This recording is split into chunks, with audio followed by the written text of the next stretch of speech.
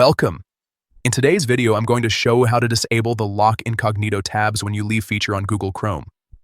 If you find it a bit inconvenient having to unlock your incognito tabs every time you come back, this quick setting change will make your browsing experience much smoother.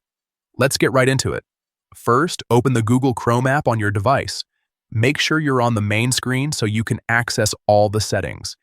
Next, look at the top right corner of your screen and tap on the three dots. This will open the Chrome menu where you'll find several options related to your browsing experience. From this menu, scroll down slightly and tap on Settings. This is where all your Chrome configurations are located.